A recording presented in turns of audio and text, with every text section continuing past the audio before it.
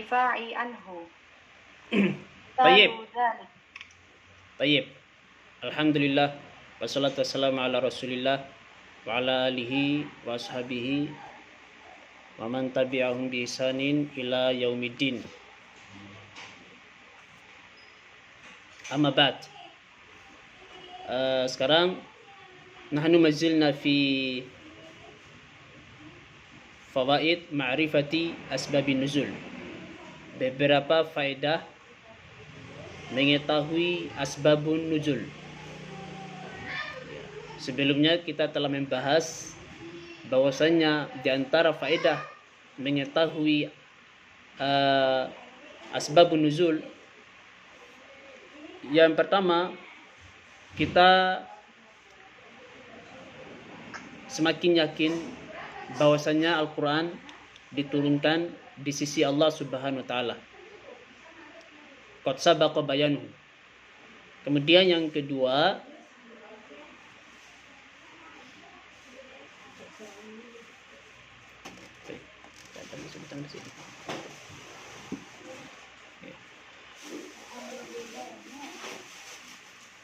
kemudian kita telah membahas contohnya. Ya, contoh pertama kita bahas.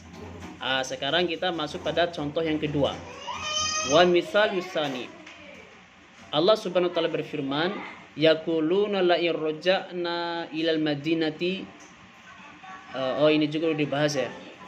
Tayyib. Sudah dibahas. Ini yang kedua, bayanu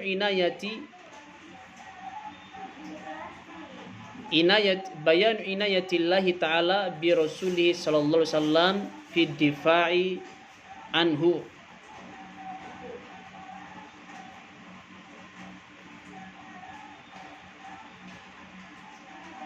Afan yang kedua ini udah dibahas belum? Misal usani. Lama Ustaz, lama. Tayyib. Wa misal usani, contoh yang kedua, firman Allah Subhanahu wa taala, yaquluna la irja'na ilal madinati la yukhrijannal a'azzu minhal azal. Mereka orang-orang munafik, maksudnya mereka berkata, apabila kita kembali ke Madinah, maka benar-benar orang yang mulia minha, di kota Madinah itu akan mengusir orang yang hina. Ya, orang yang mulia yang ada di kota Madinah itu akan mengusir orang yang hina. Maksudnya orang yang mulia itu adalah mereka kaum munafikin. Sedangkan orang yang hina yang dimaksud itu adalah Rasulullah SAW dan para sahabatnya. Dan ini perkataan diucapkan oleh orang-orang munafik ketika kaum muslimin berangkat untuk melakukan perang Uhud. Ya, karena di perang Uhud itu sejumlah besar pasukan itu keluar dari barisan kaum muslimin. Mereka kembali ke Madinah. Mereka tidak jadi ikut perang. Sehingga mereka mengucapkan ucapan ini.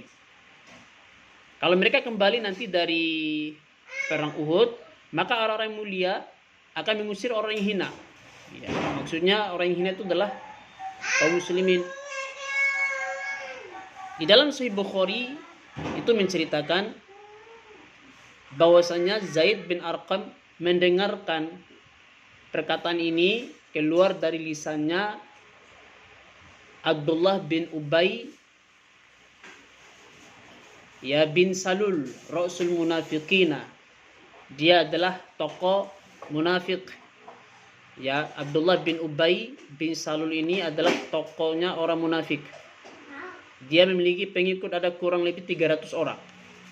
Jadi banyak orang-orang munafik di Madinah ini. Mereka ikut ta'lim bersama Rasulullah. Mereka sholat bersama kaum muslimin. Bahkan mereka puasa bersama kaum muslimin. Tetapi hati mereka zindik. Hati mereka mengingkari. Ya, mereka kafir sebenarnya. Mereka memusuhi Rasulullah SAW. Namun secara zahir mereka menampakkan keislaman mereka. Dan memang seperti itu menjadi ciri khas atau pengertian daripada munafik. Ya, yudhiru al-Islam wa yubtinu al-kafirah. Ini pengertian daripada munafik. Mereka menampakkan keislaman dan menampakkan kekafiran. Pada hakikatnya munafik itu adalah kafir. Meskipun zahirnya mereka mengucapkan 2 kalimat syahadat, mereka sholat, mereka puasa, mereka zakat, ya, bermajelis dengan Rasulullah sallallahu alaihi wasallam. Ya, tapi mereka pada hakikatnya kafir. Bahkan ancaman siksaan bagi orang-orang munafik ini lebih keras, lebih dahsyat daripada orang kafir. Ya, innal munafiqina fi darki asfali minan nar. Sesungguhnya orang munafik itu mereka berada di keraknya neraka jahanam. Ya, berada pada kerak neraka yang paling bawah mereka. Siksaannya lebih keras daripada orang-orang kafir.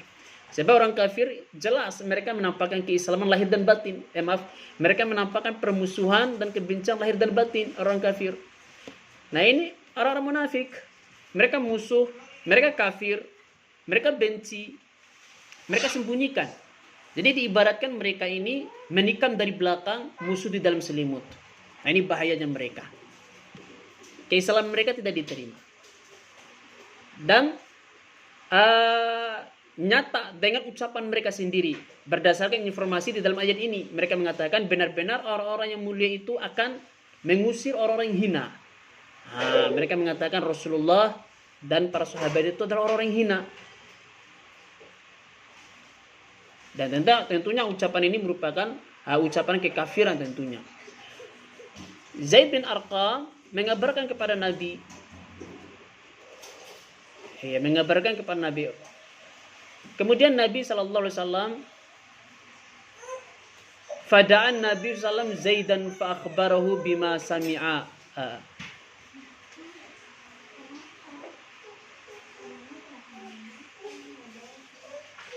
Kemudian Rasulullah SAW mengutus beberapa orang sahabat kepada Abdullah bin Ubay untuk mengkonfirmasi atas apa yang mereka ucapkan. Namun orang munafik mereka mengingkari. Ya, terutama Abdullah bin Ubay bin Salul mengingkari bahwasanya orang munafik tidak mengatakan demikian. Bahkan mereka bersumpah, fahalafu, mereka bersumpah. Nah, dengan sumpah tersebut Rasulullah sallallahu alaihi wasallam membenarkan sumpah orang-orang munafik. Ya, sebab bermuamalah dengan manusia itu bermuamalah secara zahir. Masalah apa yang mereka pikirkan, apa yang ada di benak mereka, apa yang ada di hati mereka, itu urusan mereka dengan Allah. Ya, bahkan dalam hadis mengatakan apabila manusia itu sudah bersumpah, ya maka kita harus benarkan. Ya, meskipun benar-benar kita sudah melihat dia melakukan suatu kesalahan, tapi kalau dia sudah bersumpah, maka kita benarkan sumpahnya. Bisa jadi kita salah lihat. Ya, bisa jadi kita salah lihat. Muamalah dengan orang munafik yang dilakukan oleh Nabi SAW ini muamalah yang sifatnya zahiriyah, secara zahir. Kalau mereka mengatakan A, kita nilai A. Kalau mereka berbuat B, kita menilai itu B. Walaupun hati mereka berbeda dengan apa yang mereka perbuat. Ya, jadi seperti ini kita bermuamalah dengan manusia yang dicontohkan oleh Rasulullah Sallallahu Alaihi Wasallam. Meskipun Nabi sendiri tahu mereka itu munafik, semua apa yang mereka ucapkan, semua apa yang mereka perbuat, semuanya dibenarkan oleh Nabi Sallallahu Alaihi Wasallam. Nah, ini termasuk di antara akhlak seorang mukmin, ya. Ya, dalam hadis mengatakan la tukadzibuhum, tidak boleh seorang muslim mendustakan muslim yang lainnya. Kalau dia berbicara tidak boleh kita mengatakan Anda bohong. Tidak boleh. Kita tahu dari mana dia berbohong. Kita tahu dari mana hatinya berbohong. Apa yang dia katakan, maka kita percaya, ya kita menilai secara zahir yang dia katakan.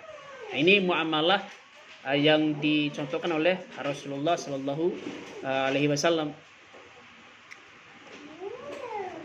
Fa'anzalallahu tasdiqa Zaid fi hadhil ayat. Di dalam beberapa referensi menyebutkan Zaid bin Arqam sempat sedih atas pembenaran Rasulullah sallallahu alaihi wasallam kepada orang-orang munafik. Dan tentunya Rasulullah mengingkari kabar dari Zaid tersebut. Dan ini membuat Zaid bin Arqam sedih. Maka turunlah firman Allah Subhanahu wa taala di dalam surat Al-Munafikun membenarkan perkataan si Zaid. Yaquluna la irja'na ilal madinati la yukhrijannal a'azzu minhal azal. Orang-orang munafik itu berkata, jikalau kita kembali ke Madinah, benar-benar orang yang mulia akan mengusir orang yang hina. Fastabana al-amru li Rasulillah sallallahu alaihi wasallam, maka jelaslah perkaranya kepada Nabi sallallahu alaihi wasallam. Ternyata benar. Ya. Maka kalau kita melihat asbabun nuzul daripada ayat ini, maka faedahnya ya kita percaya bahwasanya Al-Quran itu turun dari sisi Allah, bukan dari Muhammad. Ya, bukan dari Muhammad. Ya, sebab Nabi Muhammad tidak tahu pernyataan orang-orang munafik yang sebenarnya. Rasulullah tidak percaya kalau orang munafik mengeluarkan pernyataan seperti ini. Sebab orang munafik bahkan mereka bersumpah. Nah, ketika turunnya ayat ini, Nabi Muhammad jadi tahu. Ya, ini faedahnya. Kita menjadi yakin bahwasanya Al-Quran itu diturunkan dari sisi Allah Subhanahu wa taala, bukan dibuat-buat oleh Muhammad. Kemudian yang kedua, bayanu inayatillahi ta'ala bi Rasulih sallallahu alaihi wasallam fi difa'i anhu. Menjelaskan pertolongan Allah kepada Rasulnya SAW di dalam pembelaan kepada beliau. Fi difa'i anhu, pembelaan. Difa'i anhu, menjelaskan. Tolong saya ingatkan, tulis 10 faidah ya, seperti biasanya. Saya ambil nilai di situ. Ya, kemudian nanti kirim ke roisnya. Misalul zalika, contohnya ya, pembelaan Allah kepada Nabi SAW. Contohnya, waqala alladzina kafaru laula nuzila alaihil Qur'an jumlatan wahidatan kadzalika linusabbita bi fuadaka warattalnahu tartila. Orang-orang kafir itu berkata, kenapa Al-Quran itu tidak diturunkan kepada Muhammad secara sekaligus? Ya, kenapa harus turunnya per ayat, per surat?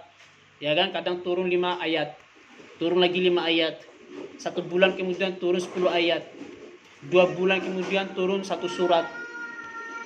Nah, orang kafir berkomentar, kenapa tidak diturunkan Al-Quran itu sekaligus saja? Ya, seperti kita Taurat itu kan langsung turun sekaligus. Ya. Berisi tentang hukum-hukum, ahkam, dan lain sebagainya. Allah menjawab, kadzalika linusabbita bihi fuadak, yang demikian itu untuk menguatkan hatimu. Aida, tunggu. Allah mengatakan yang demikian itu untuk menguatkan hatimu. Ya, dan agar kami membacakan Al-Quran kepadamu secara tartil. Ya, ulama menyebutkan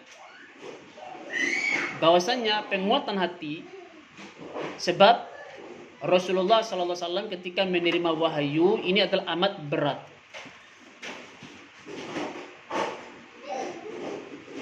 Sanulqi alaika qaulan sakila, kami akan melemparkan kepada engkau Muhammad ucapan yang begitu berat. Rasulullah menerima wahyu itu begitu berat oleh beliau. Nah, ketika beliau menerima wahyu, beliau harus ada persiapan untuk menerima wahyu berikutnya. Harus tenang dulu sehingga siap. Ya, makanya Allah katakan nusabbita bi fuadak, untuk menguatkan hatimu. Kemudian ulama tafsir lain mengatakan, makna daripada ayat ini, ketika turunnya ayat itu, maka kaum muslimin akan merasa rindu dengan turunnya ayat berikutnya. Ya, kaum muslimin umumnya mereka bahagia, senang ketika turunnya ayat kepada mereka. Jadi ketika turunnya ayat itu step by step, kaum muslimin akan menantikan, akan menunggu turun ayat berikutnya. Sehingga kaum muslimin siap, ya senang untuk menerima turunnya ayat itu. Iya. Jadi ayat ini menyebutkan pembelaan. Ketika orang-orang kafir menuduh kepada Nabi Muhammad, Kalau memang Al-Quran itu diturunkan dari sisi Allah, kenapa tidak diturunkan secara jumlatan, sekaligus, satu paket, dari Al-Fatihah sampai An-Nas sekaligus? Maka Allah membela itu untuk menguatkan hatimu Muhammad. Ya, jangankan 30 juz, 5 ayat saja itu sudah berat bagi Nabi Muhammad. Sudah menggigil. Ya, lari ke rumah istrinya. Ya, turun lagi beberapa ayat berikutnya menggigil lagi Nabi Muhammad SAW. Ya, jadi berat Nabi Muhammad menerima Al-Quran itu. Jadi harus sedikit per sedikit.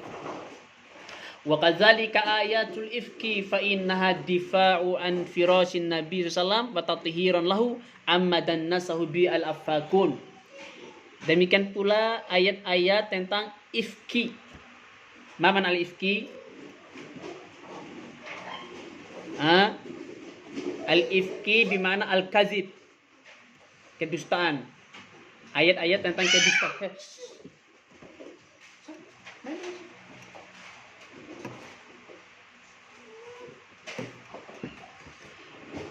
Demikian pula ayat-ayat tentang al-ifki, yaitu kisah bohong. Ya, ayat al-ifki itu maksudnya kisah bohong ya, bukan ayatnya yang bohong, bukan. Fa innaha difa, ayat-ayat itu memberikan pembelaan terhadap kasur Nabi sallallahu alaihi wasallam dan pensucian daripada apa yang dikotori oleh para pembohong. Ya, apa yang dikotori oleh para pembohong. Para pembohong di sini adalah orang munafik yang menyebarkan kabar hoax tentang ibunda kita Aisyah radhiyallahu taala anha. Ya, mereka menuduh ibunda Aisyah melakukan perzinaan.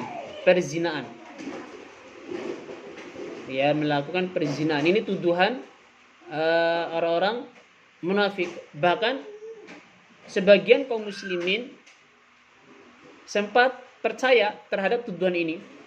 Bukan sekedar sebagian kaum muslimin, bahkan sebagian besar kaum muslimin.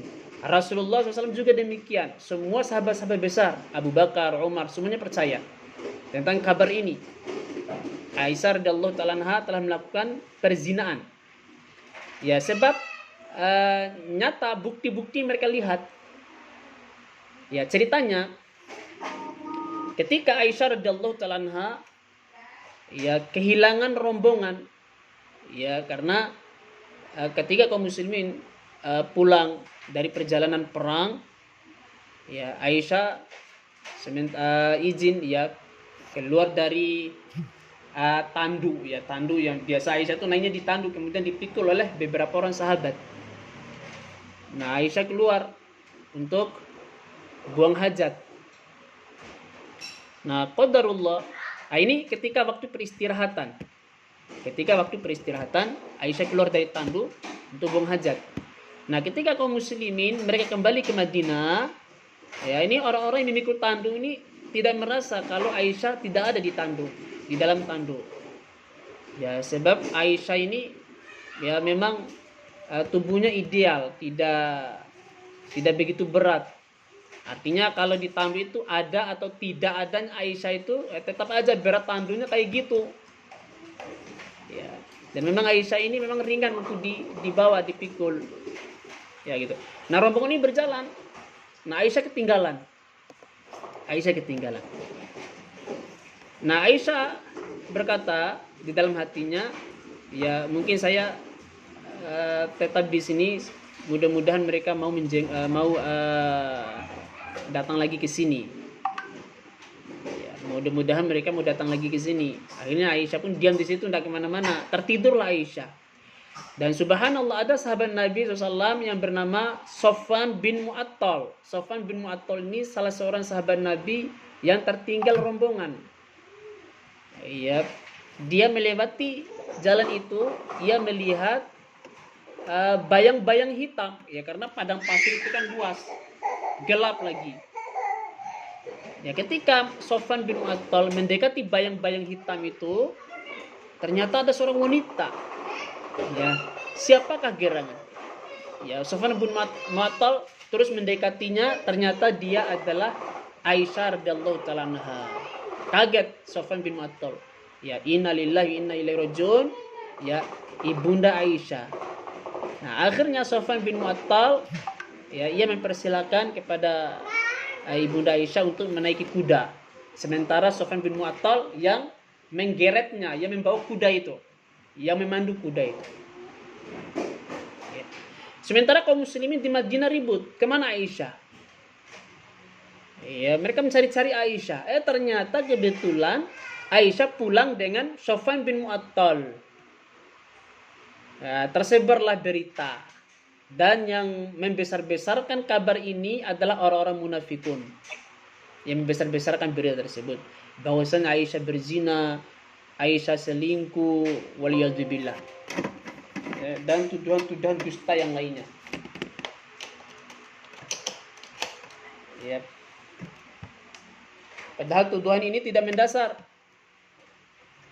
Sebab dalam Islam itu kan kita menuduh seseorang itu harus melihat dengan jelas. Ya, tidak boleh hanya sekedar boncengan, hanya sekedar berbarengan, tidak boleh kita menuduh. Ya, siapa yang menuduh secara langsung tanpa ia melihatnya, ya, maka dia harus dihukum cambuk. Dan orang-orang munafik mereka menyebarkan kabar tersebut.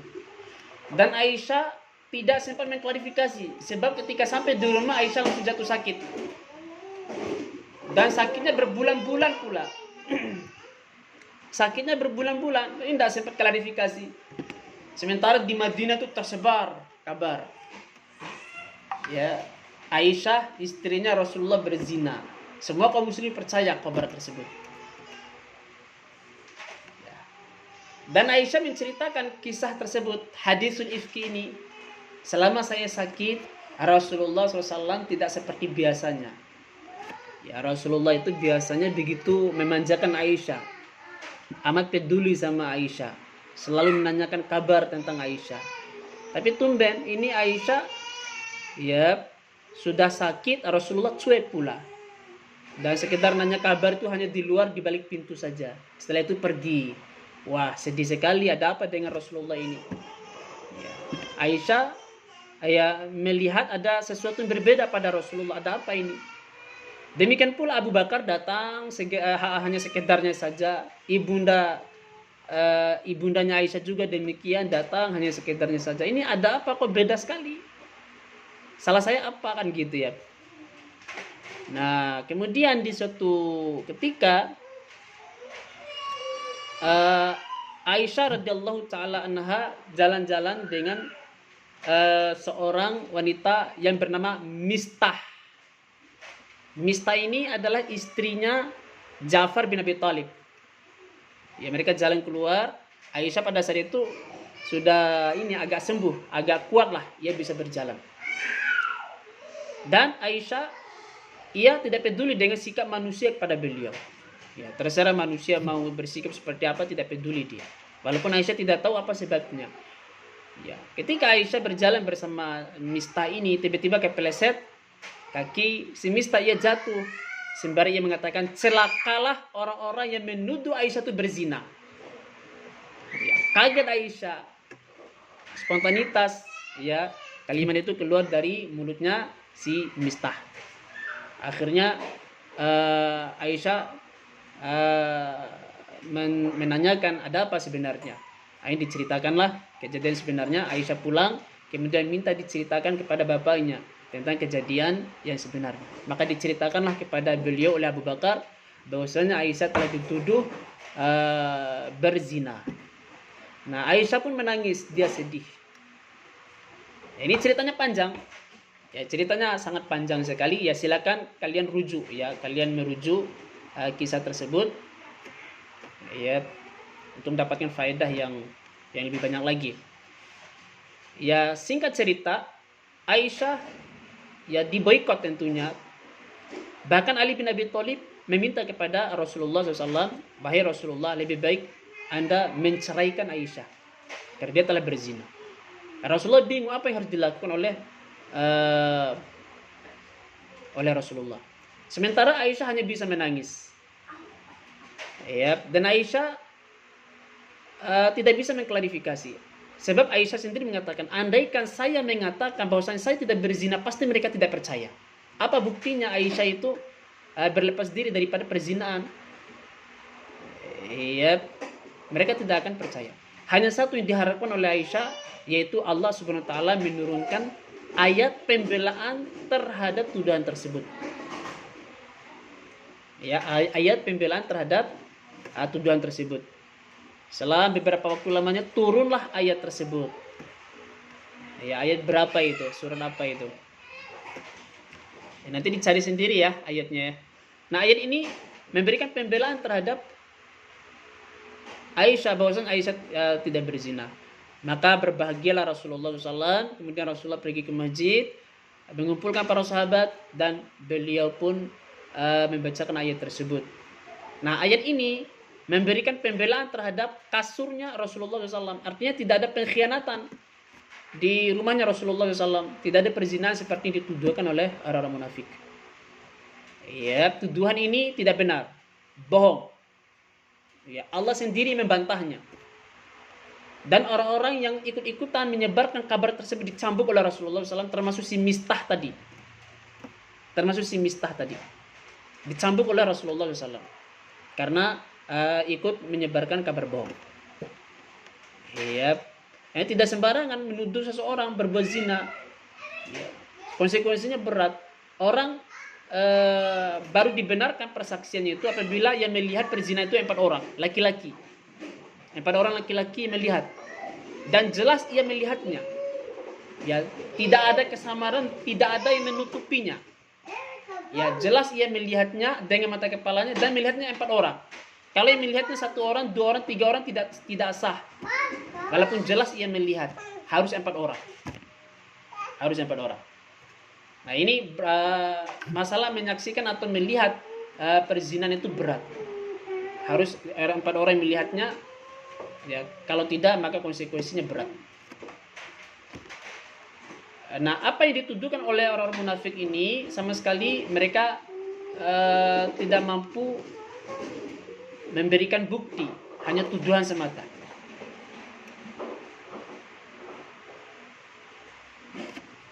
Dan tidak ada pula yang menjadi saksi atas apa yang mereka tuduhkan. Namun anehnya, tuduhan ini terus berlangsung, dan ini dilakukan oleh orang-orang Syiah. Orang-orang Syiah, ya, mereka justru membesar-besarkan tuduhan tersebut. Mereka mengatakan Aisyah itu pezina, waliyadzubillah, Aisyah itu pelacur, Aisyah itu pengkhianatan, dan lain sebagainya. Bahkan lebih sadis lagi, Aisyah lah yang meracuni Rasulullah SAW sehingga meninggal. Tuduhan-tuduhan dusta yang lainnya. Padahal di zaman Nabi itu sudah clear. Ya, tuduhan ini tidak benar. Allah sendiri membantahnya dan Rasul mencambuk orang-orang yang menuduh itu. Namun anehnya ini masih tetap eksis di kalangan orang-orang Syiah yang menuduh bahwasanya Aisyah itu telah melakukan pezinaan, pelacuran dan lain sebagainya. Waliyadzubillah, laknatullahi alaihim. Semoga Allah melaknat mereka orang munafikin dari kalangan kaum Syiah. Maka dengan mengetahui kisah tersebut akan semakin yakin kita, ya, bahwasanya Allah Subhanahu wa taala melakukan pembelaan, pertolongan kepada Rasulullah sallallahu alaihi wasallam. Kemudian yang berikutnya di antara faedah daripada mempelajari atau mengetahui asbabun nuzul, bayanu inayatillahi ta'ala bi ibadihi fi tafriji kurobatihim wa izalati gumumihim. Menjelaskan pertolongan Allah kepada hamba-hambanya tentang solusi tafrij itu solusi kesulitan kurobatihim, kesulitan mereka, wa izalati gumumihim, dan menghilangkan kesusahan mereka. Ya, Allah menolong kaum muslimin, memberikan solusi dalam kesulitan serta menghilangkan kesusahan mereka. Contoh tentang ayat tayamum, itu diceritakan di dalam hadis riwayat Imam Bukhari. Nah, bagaimana kisahnya? Doa iqdu li Aisyah, hilanglah kalungnya Aisyah. Ya, jadi kasusnya agak sama kayak tadi. Ya, hilang di malam di suatu hari, di suatu ketika ya. Kaum muslimin masih di perjalanan pulang dari peperangan, dan Aisyah berada di atas tandu, di atas unta. Di atas unta. Maka kaum muslimin pun berbondong-bondong mencari kalung yang hilang itu. Dicari tidak ada. Sampai-sampai mereka kehabisan air. Tidak ada buat tayamum, buat minum saja sedikit. Sampai-sampai Abu Bakar marah. Iya. Nah, kemudian sudah biarkanlah, tinggalkan, turunlah ayat yang menjelaskan tentang tayamum. Ayat turun tentang tayamum karena tidak ada air.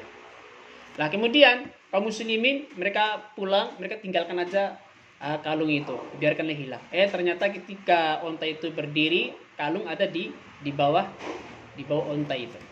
Namun ayat sudah terlanjur turun, ya, menjelaskan tentang tayamum. Nah, tayamum ini memberikan keringanan kepada kaum muslimin dengan sebab peristiwa tersebut. Iya, baik. Ya, sampai di sini. Ya, naktafi bihadza. Subhanakallahumma bihamdik, asyhadu an la ilaha illa anta, astaghfiruka wa atubu ilaik. Assalamualaikum warahmatullahi wabarakatuh.